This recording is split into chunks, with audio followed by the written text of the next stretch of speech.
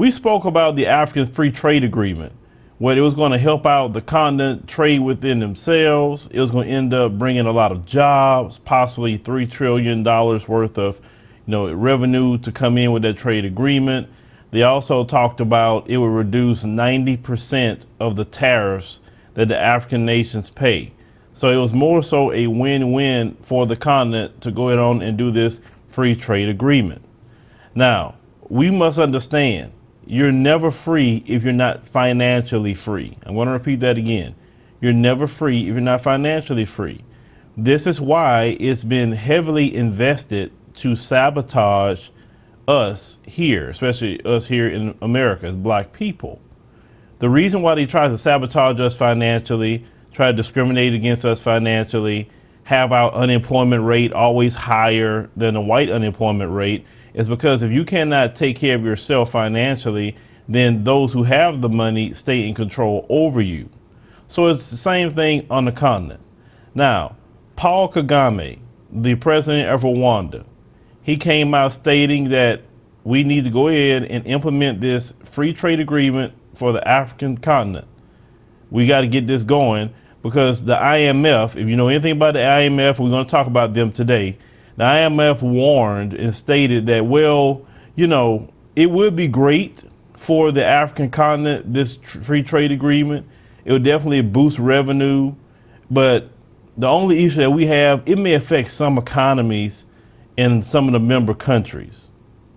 Why do you care at all what happens to the African countries when they just about all in agreement to make this free trade agreement?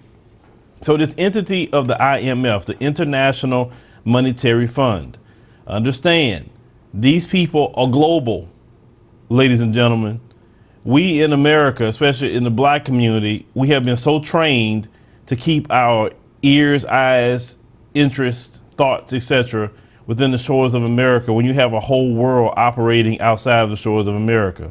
And these people are global. They're not just in America. The International Monetary Fund, the headquarters is in Washington, D.C. It's made up of 189 different countries, and the CEO is a woman by the name of Christine Lagarde. She is a French lawyer. So that woman you see on the screen is running the IMF. Now, what the IMF like to do is go into quote unquote developing nations, or you want to say another term, third world nations. That's how they kind of frame them. And they will go in and give them money. They're for projects, may give them money for roads, schools, etc. Could be medicine, could be whatever they're giving them money for. But at the same time, you know how it works. If I'm giving you money, then I have some say-so. I have some say-so in your politics. I have some say-so on how you're spending the money. And also, I need to collect my money with interest. So the IMF and also the World Bank, we'll talk about them another time, they all do the same thing. They're in every nation of the world that allow them to be in there. Understand that. Now we're talking about the continent of Africa. They're there. So when you're looking at this free trade agreement, that's going to bring in a lot of money, pay off a lot of debts, and cut a lot of folks out. So of course the IMF does not really want this to go down. They never, I'm going to repeat, never want us globally, a part of the black family, to be free and independent and truly do for ourselves. Think about that. If we are truly do for ourselves, and if they really believed in that pull yourself up by your bootstrap, we would have done that a long time ago, because every time black folks try to pull themselves up by their bootstraps, you try to take the strings out the boots.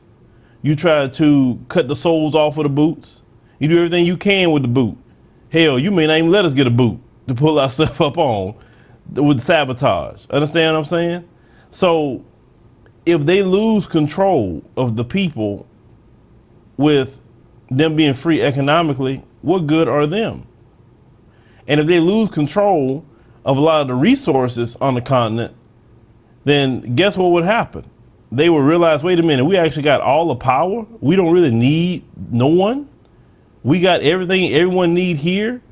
And if we just sell it at market value to the world, our countries will turn around overnight. We'll be the richest nations on earth, more rich than anyone else. And that's exactly what's there in the ground on the continent of Africa. Now, you got some folks that come to my page and we would talk about these stories. You always talking about you don't care nothing about the continent, you don't care nothing about the diaspora or whatever.